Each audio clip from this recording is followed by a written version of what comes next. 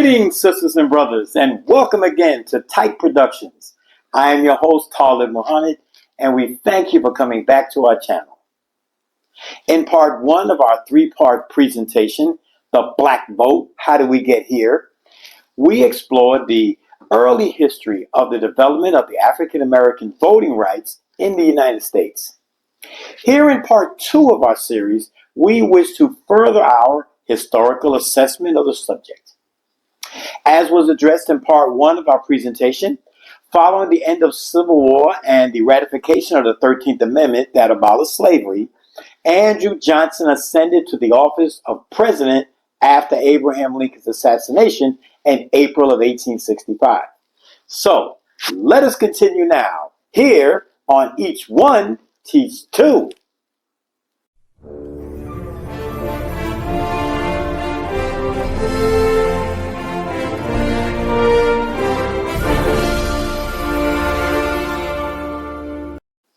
Following the Civil War, preparations were drafted to initiate the reconstruction of the war-torn United States. However, these initiatives took an abrupt turn under the new Johnson administration. Although politically he never sought to abandon the Union, he was, however, a Southerner from Tennessee and former slave owner who had held sympathies for aspects of the Confederacy's agenda. Whereas many Republicans favored punishing the Southerners for their attempt to destroy the Union, Johnson, who was a Democrat, sought a compromise between the two factions and immediately instituted lenient policies that favored the Southerners' interests, including permitting those Confederates to reestablish state governments in the South.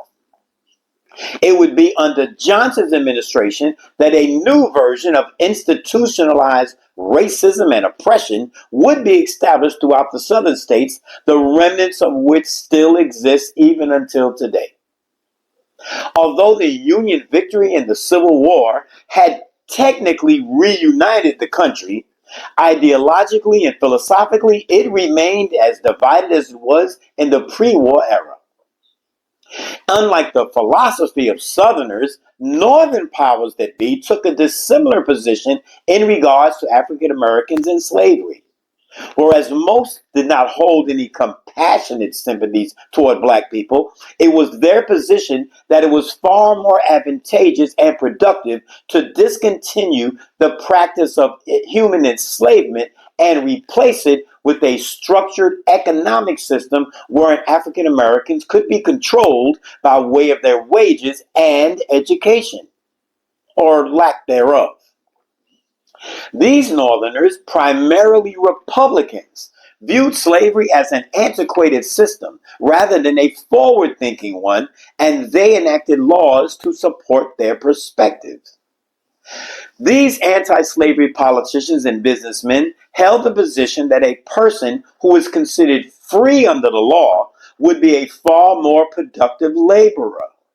There would be no need to provide such person with food, shelter, clothing, etc., as said person would be willing to work very hard toward attaining those basic life amenities if they were a free person. Additionally, there'd be no need to fear any slavery uprising, i.e. Nat Turner, once slavery was abolished. A system known as sharecropping was instituted that held the black Southerners in a perpetual cycle of exploitive economic servitude. Sure, they were legally free, but with little or no education available and very little economic opportunities available in the South, the path to advancement out of poverty and second-class citizenship was very narrow, as sharecropping had replaced the slavery system with an oppressive social economic structure that continued to subjugate African Americans. Lincoln had passed the Freedmen's Bureau Bill in 1865 that was designed to assist formerly enslaved African American families with provisions, clothing, and shelter. The Bureau was tasked with reuniting former enslaved peoples with their respective families following the Civil War.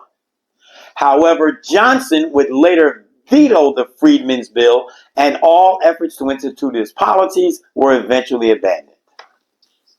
Johnson's sympathy toward those who seceded from the Union led to him issuing over 13,000 pardons for those of the Confederacy, and he approved several amnesty proclamations during his administration.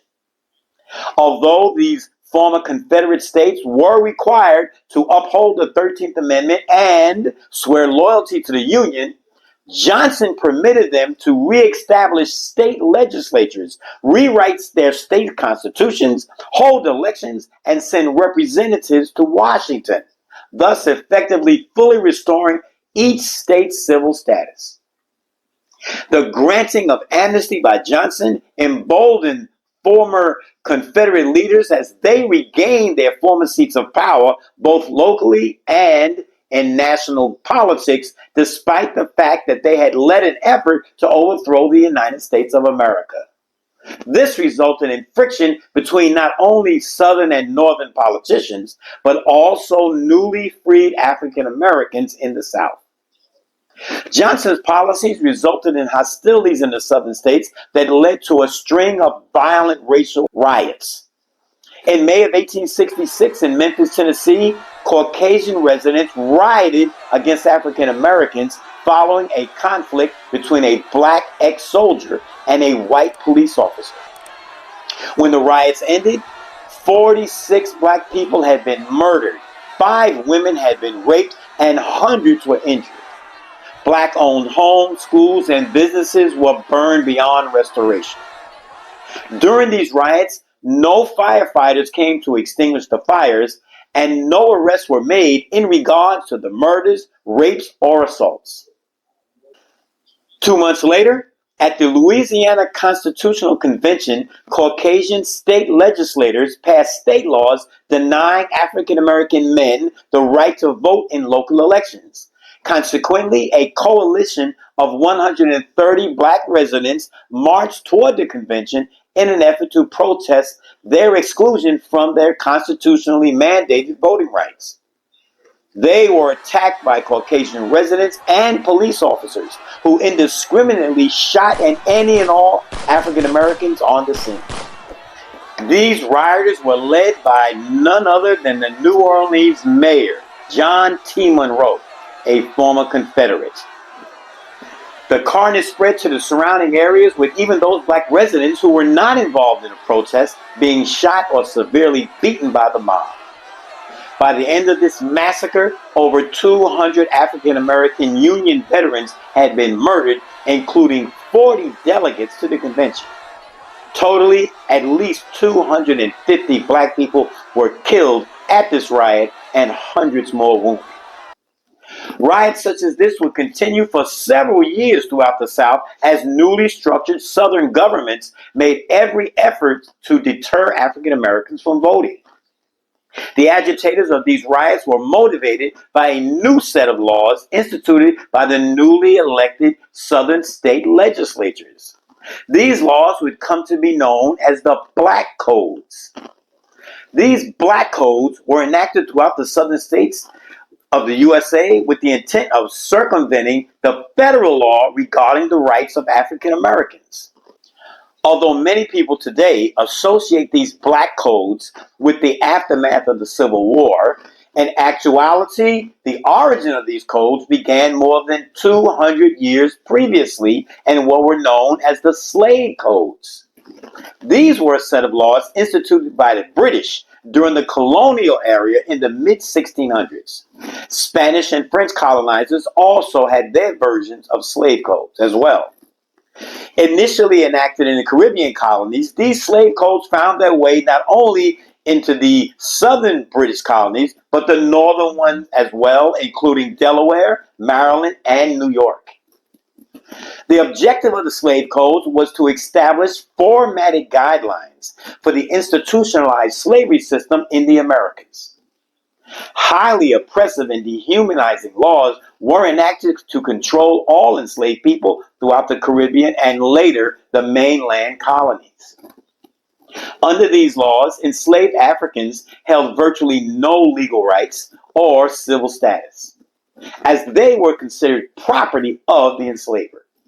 It was unlawful to teach an enslaved person to read. They could not own property, travel freely, nor be allowed to congregate or even marry. In what was perhaps the most depraved act by American enslavers, in their effort to increase the number of enslaved Africans under their control, slave owners established forced breeding facilities throughout the South and even as far north as the state of Maryland. Compliance with the slave codes was mandatory, and any degree of defiance resulted in extremely vicious punishment, including brutal whippings, branding with hot irons, tongue removal, amputations, and even death. These slave codes continued for more than 200 years. After the Civil War and the abolishment of slavery, advocates of the slave codes sought to modify the codes in an effort to incorporate aspects of said codes into the legal composition of new Southern state legislation. These former Confederates had no intentions of totally abandoning the conditions of systemic racism and brutality that they had practiced for centuries against black people simply because it was no longer legal to do so. Instead, with the support of Johnson's administration, Southern state legislators modernized the slave codes and renamed them the Black Codes. These codes were formulated for the purpose of maintaining the tyranny former Confederates held over the recently freed African American population and restricting their freedom and their rights. Despite the efforts of Johnson and his racist Democrat cronies, partial stability was being restored during these early years under the Reconstruction era. The nation's first Civil Rights Act was placed in 1866 by a Republican-dominated Congress, despite being vetoed by Andrew Johnson. It would be followed by the 14th Amendment that gave citizenship to, quote, all persons born or naturalized in the United States, unquote, which led to the later ratification of the 15th Amendment in 1870 that gave black men the constitutional right to vote. Of course, these new African American voters would pledge their political allegiance to the party of Abraham Lincoln, the Republican Party, as it was Republicans who had been instrumental in the abolishment of slavery and their being granted the right to vote. Now, the Southern states and their Johnson-approved Democratic legislators did not accept these new federal laws and amendments enthusiastically. Instead, they took advantage of the political leeway Johnson's administration had granted them and instituted their own laws, including the aforementioned Black Codes, on a state level throughout the South. Eventually, friction between Johnson and both sides of the political spectrum led to his impeachment in 1868, and he did not receive his party's endorsement for the 1870 presidential election. However, his efforts to impede any advancement of human rights by African Americans was quite successful. Following Johnson's administration, the rise in racial discrimination continued to spread throughout the United States like a plague. His leniency toward the South, coupled with his allowance of the Southern states to form their own local governments, ushered in an era of racial oppression, violence, and inequality so horrific that it was second only to the system of slavery itself. It was during Johnson's administration that 6 former Confederate officers founded a fraternity in Pulaski, Tennessee. This would be the first chapter of the racist organization known as the Klu-Klux-Klan. These early white supremacists terrorized any black person seeking to utilize the rights granted them after the Civil War. Once aware of any black person who was seeking to vote or purchase land or open a business, on many occasions the KKK would attack them, burn their property, and in far too many cases murder them. Coinciding with the rise of the KKK was the birth of the Jim Crow system of racial oppression and discrimination. We'll get to that later.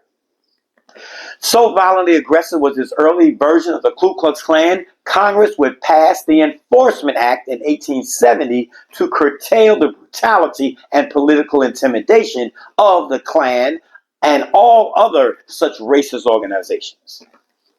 This act would be enforced by the newly established Justice Department, who would go on to prosecute hundreds of Klansmen. Still, despite these efforts, the destructive effects of the Black Codes became so prominent in the South that President Ulysses S. Grant would order federal troops into the South for the purpose of ensuring that all voting and civil rights, as defined by constitutional law, be enforced and defended, much to the chagrin of the former Confederates and the Ku Klux Klan. During this era of Reconstruction, 16 black men were elected to Congress, all of whom were Republicans. With federal troops securing the voting process in the South, the political situation for millions of African Americans in the country seemed to be improving. However, this political progress would prove to be short-lived following the 1876 presidential election.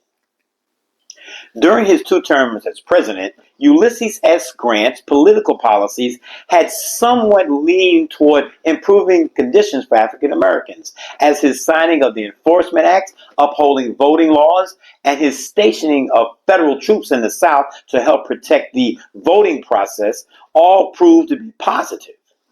However, his presidential administration would be inundated with accusations of corruption and fraud, as nearly every office under his authority was investigated by Congress. In 1876, Grant elected not to run for re-election. Republicans chose Ohio Governor Rutherford B. Hayes as their nominee for the presidency, and Democrats selected New York Governor Samuel J. Tilden, a rare anti-slavery Democrat, to represent their party.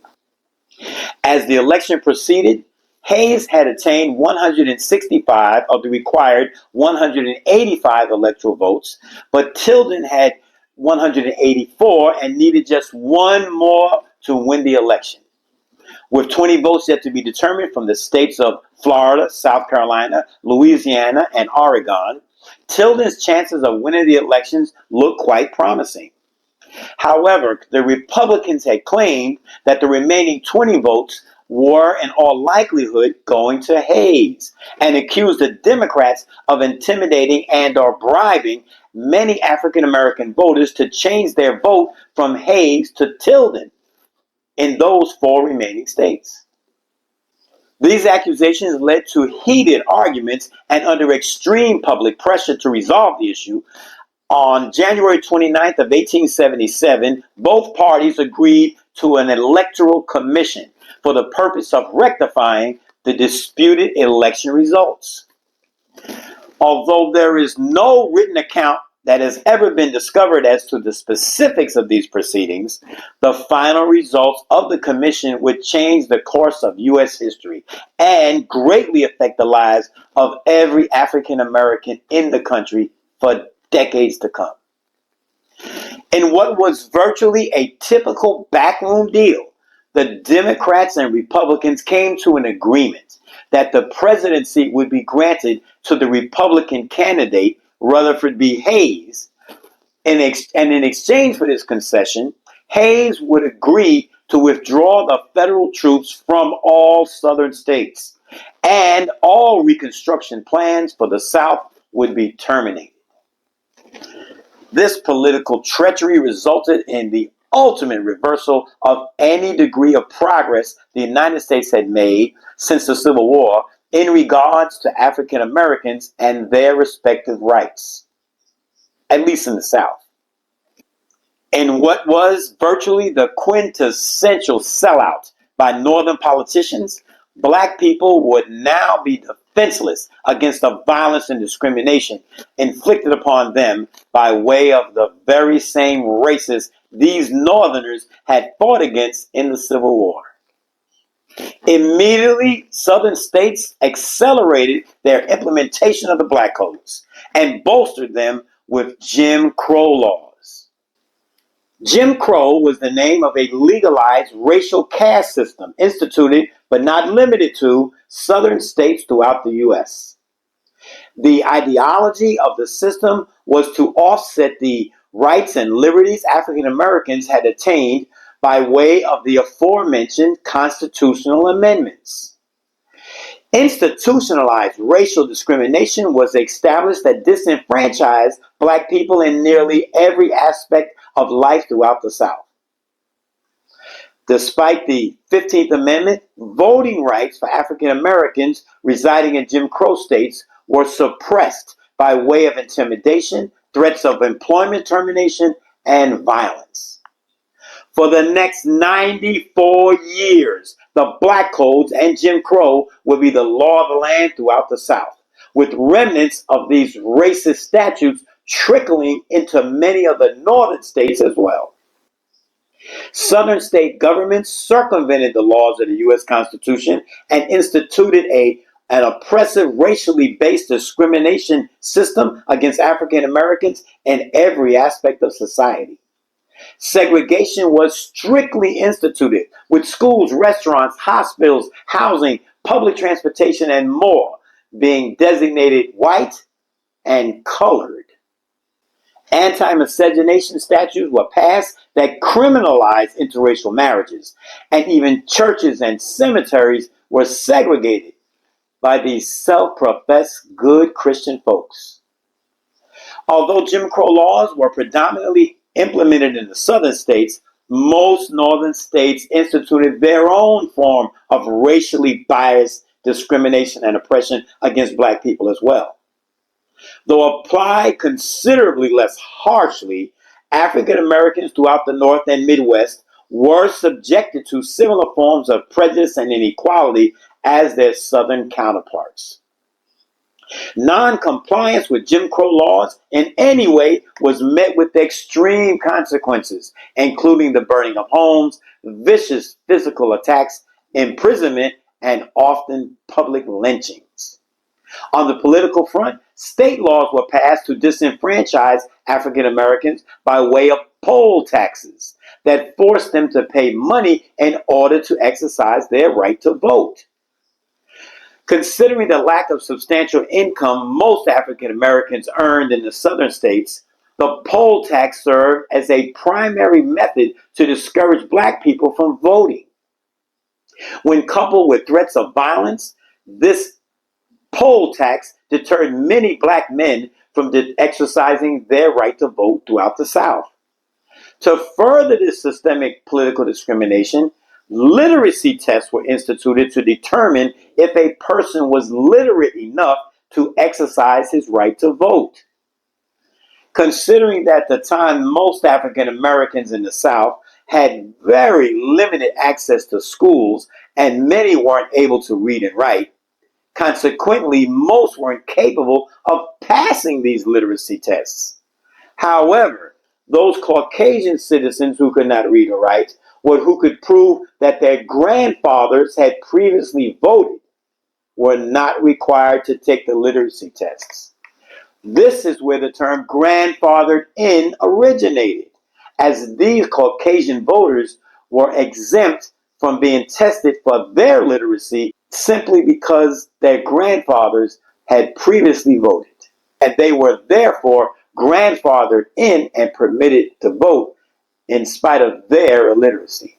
Such vile discrimination would last for nearly an entire century, with those Republicans who had been somewhat supportive to improving racial conditions in the past for African Americans turning a blind eye to the atrocities that were taking place in the southern states. Due to the fact that a great deal of the U.S. economy was based on the production from southern states, northern politicians elected not to rock the racial apple cart and chose to ignore the systemic violation of African Americans' rights. Ironically, of these northern states actually adopted several of the very same racist viewpoints in regards to white supremacy and discrimination against African Americans and added versions of Jim Crow into their respective legal systems. Sisters and brothers, This concludes part 2 of our series, The Black Vote. How do we get here? As always, we at Type Productions would like to thank you for taking the time to view our presentation. If you enjoyed the content, please like, subscribe, and share with someone you know or love. In closing, I leave you with this. In the words of the great Dr. Carter G. Woodson, quote, "Those who have no record of what their forebears have accomplished lose the inspiration which comes from the teaching of biography and history," unquote. So please remember, sisters and brothers, if you want to understand today, you must search the truths of yesterday. Until next time, I wish peace upon you and all of yours. We are entering a new era in which we must, as Americans, demand stature and size in our national leadership. I know that millions of Americans from all walks of life agree with me that leadership does not mean putting the ear to the ground to follow public opinion, but to have the vision of what is necessary and the courage to make it possible.